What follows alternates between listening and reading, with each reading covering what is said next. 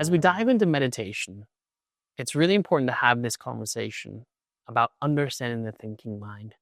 It's so easy to jump to technique, to say, what do we do? How do we practice it? What's supposed to happen? But first and foremost, what's important is to understand or have a conversation about how the mind works.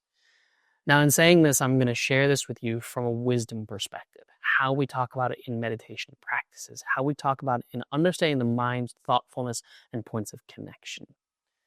And the best way to start is to first recognize that the mind itself processes at a very high speed. The way in which we take in information around us happens so quickly and so repetitively that it creates such a mental load of comprehension.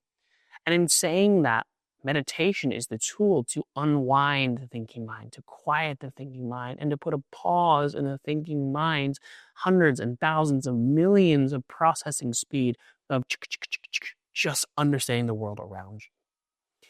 Now, when we start to dive into meditation and understand how the mind process works, we start to simplify it out by doing it one step at a time, one layer of connection at a time, that allows us to move into this action of doing and thinking, is what we're constantly doing.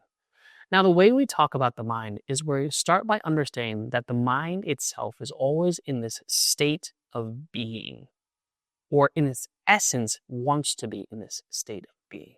This is the state of non-doing. This is where you, as a yogi, are beyond the mind, beyond the body, and just this state of being at ease.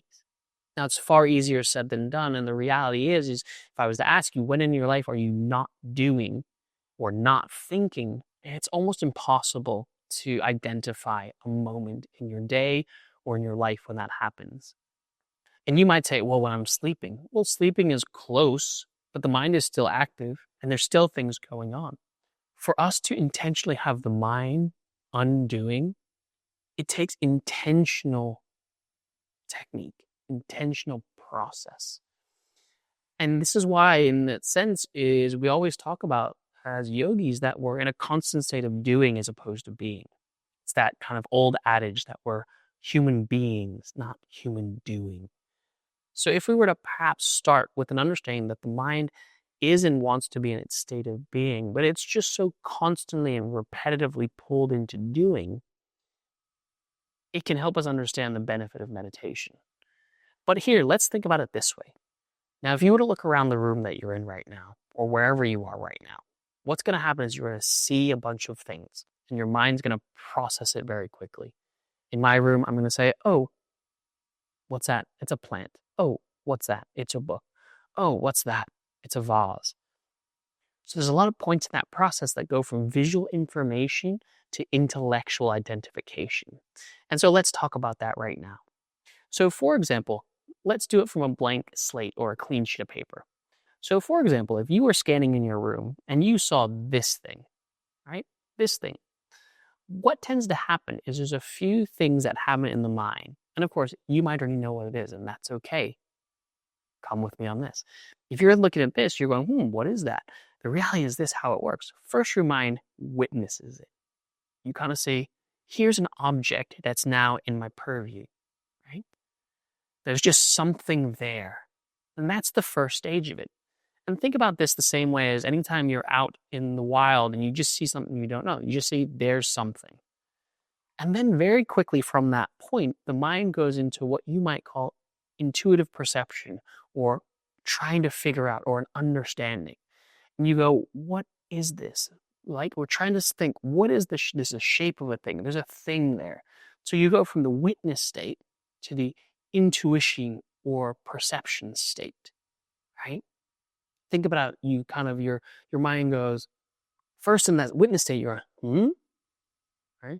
Where you kind of go, and you go, So kind of, you go from witnessing to something to trying to understand what it is, right?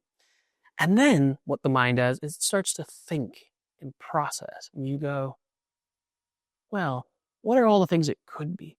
Well, it's this kind of shape, Is there something inside it? I've seen something similar before. Is it something to hold a plant, or something to hold a liquid, or something to hold, a jar full of pens. You're thinking about all these things. So then you have this process of witnessing into the intuition of figuring it out to thinking about what it might be into the layer of what we call the focus. Your mind kind of goes into focus and you kind of go, oh, I think I've seen something like this before. I think I'm familiar what might be in here. Or your mind jumps to connection.